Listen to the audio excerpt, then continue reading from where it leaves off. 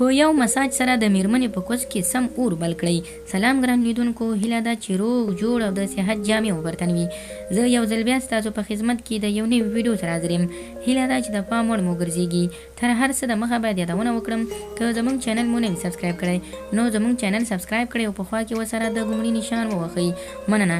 لکه څنګه چې تاسو به کتلي وي چې اکثره خارجیان یا هم د خارج هیوادو والا خلک اکثره ټیم مساج کوي، یعنی مساج د دې لپاره کوي چې بدن نورو عضلاتو ته هم ګټه ولري، خو د دې په خاطر دوی هم کوي چې دوی په جنسي اړیکه کې ډیر تر ډیره د مساج څخه ګټه اخلي.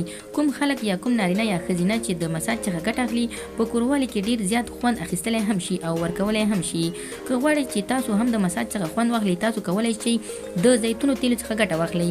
هر ټیم که غواړئ چې سیکس یا کوروالی وکړئ، میرمن مو لومړی د کوروالی یا سیکس کولو څخه تاسو دغه دوه ځایونه مساج کړئ. لومړی کله چې تاسو سیکس کوئ، د هغې سینې تر 20 منټو یا تر 30 دقیقو پورې تاسو په پاخه شوو زیتونو باندې غوړې کړئ او مساج کړئ تر څو د میرمنې شهوت را ګرم شي او اور واخلي.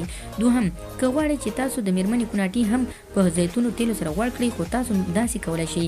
میرمن به لومړی پړمخې د ځمکې پر لور څملوئ او د هغې کوناټي به د اسمان پر لورې کړئ او بیا به تر 20 منټو پورې د هغې کوناټي د زیتونو تیلو سره ګډ او مساج کړئ. یعنې تاسو یې غوړ کړئ او بیا یې مساج کړئ. تر 20 منټو پورې تاسو کولی شئ د میرمنې کوناټي د سینو سره یو ځای مساج کړئ او کوروالي ته یې داسې آماده کړئ چې په ټول ژوند کې تاسو هیڅکله هم سوچ نه وي کړی. یعنې که چېرته تاسو انګریز فلمونه لیدلي وي، تاسو به کیدای شي ډېر اکثرو لیدلي وي چې لومړی دوی مساج وکړي، بیا د مساج څخه وروسته دوی ډېر زبردسته کوروالی کوي.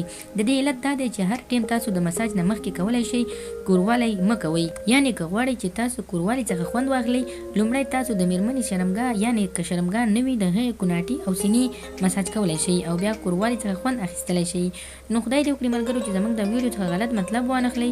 زموږ ویډیو لایک کړئ، شیر کړئ او زموږ چینل هم سبسکرایب کړئ. مننه.